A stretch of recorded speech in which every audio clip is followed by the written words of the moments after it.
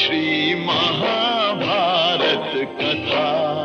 श्री महाभारत कथा।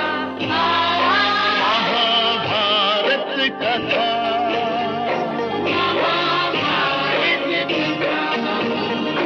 कथा है पुरुषार्थ की, ये स्वार्थ की, परमार्थ की, सारथी जिसके बने श्री कृष्ण भारत पार्थ की। शब्द दिग्घोषित हुआ जब सत्य सार्थक सर्वथा। शब्द दिग्घोषित हुआ।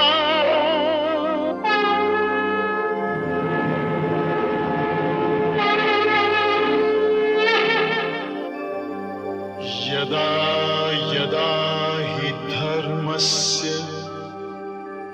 ग्लानिर्भवति भारत, अभ्युत्थानम् अधर्मस्य,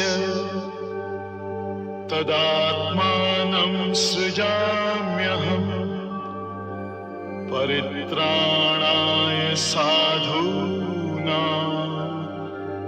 विनाशाय च दुष्कृतां, धर्म संस्थापनार्थाय संभवामि युगे युगे।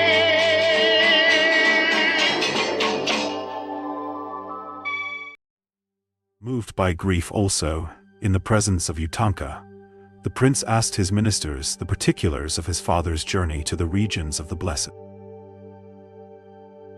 Having studied Puranas with meticulous devotion, and thus being thoroughly acquainted with them, he addressed them with joined hands thus: I have graphically described to you the history of Utanka, which is one of the causes of King Janamejay's snake sacrifice.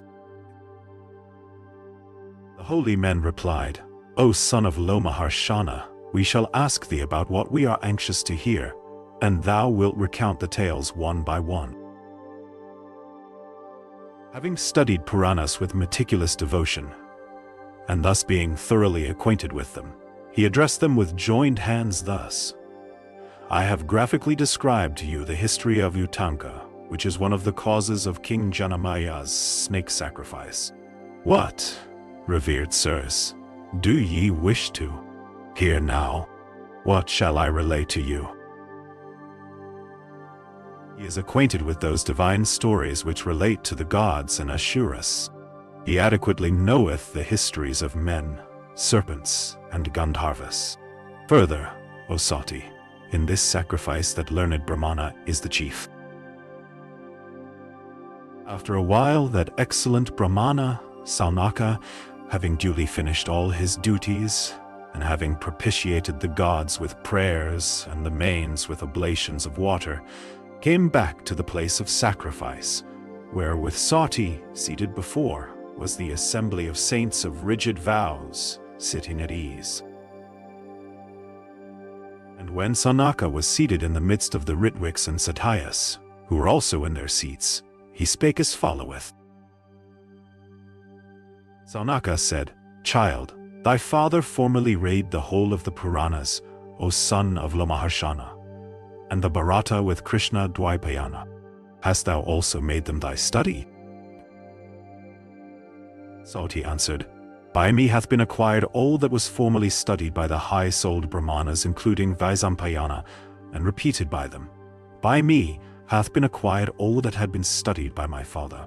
O descendant of the Bhrigu race, attend then to so much as relateth to the exalted race of Bhrigu, revered by Indra and all the gods, by the tribes of Rishis and Maruts, winds. Yea. O great Muni, I shall first properly recount the story of this family, as told in the Puranas. The great and blessed Saint Bhrigu, we are informed, was produced by the self-existing Brahma from the fire at the sacrifice of Varuna. And Bhrigu had a son, named Chyavana, whom he dearly loved. And to Chyavana was born a virtuous son called Pramati. And Pramati had a son named Ru by Gratachi, the celestial dancer. And to Ruru also by his wife Pramadvara was born a son, whose name was Sunaka. Saunaka said, O son of Suta, I ask thee why the illustrious son of Bhrigu was named Chyavana. Do tell me all. No. Bhrigu had a wife named Puloma, whom he dearly loved. She became big with child by Bhrigu.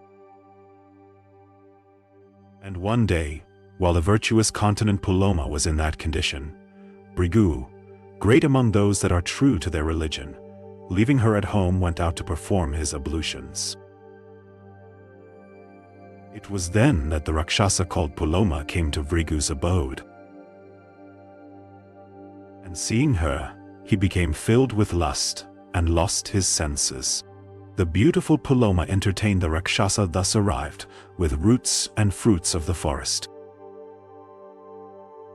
And indeed, she of agreeable smiles had been betrothed by her father himself to him, although the former subsequently bestowed her, according to due rites, on Bhrigu. My design is accomplished, said the rakshasa, and so seizing that beautiful matron he carried her away. O thou of the Bhrigu race, this wound rankled deep in the rakshasa's mind, and he thought the present moment very opportune for carrying the lady away. And the rakshasa saw the apartment in which the sacrificial fire was kept burning brightly. The rakshasa then asked the flaming element, Tell me, O Adhyay, whose wife this woman rightfully is. Thou art the mouth of gods, therefore thou art bound to answer my question. Nay. And the god was afraid to return an answer. In this manner, the rakshasa asked the flaming god of fire again and again whether the lady was Bhrigu's wife.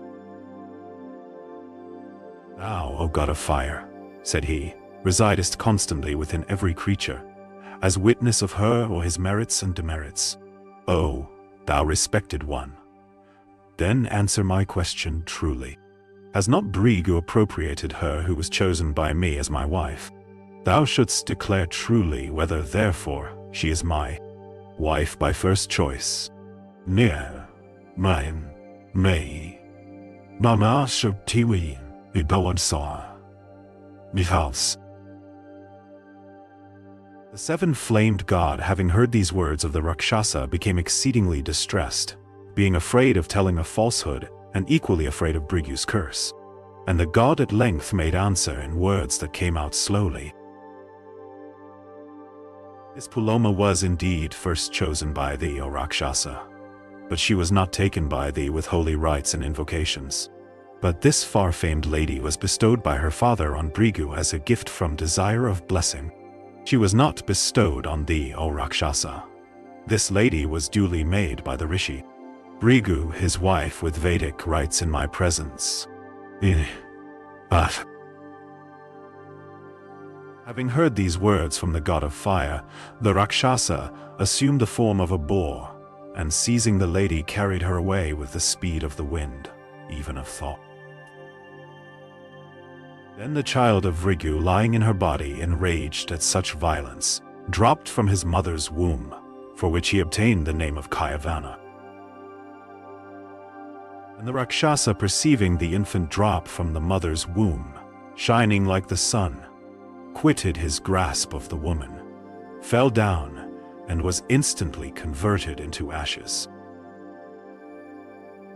And the beautiful Puloma, distracted with grief, O Brahmana of the Bhrigu race, took up her offspring Chyavana, the son of Bhrigu, and walked away.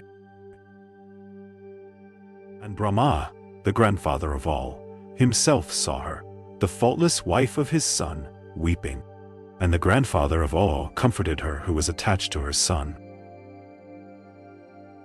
And the drops of tears which rolled down her eyes formed a great river.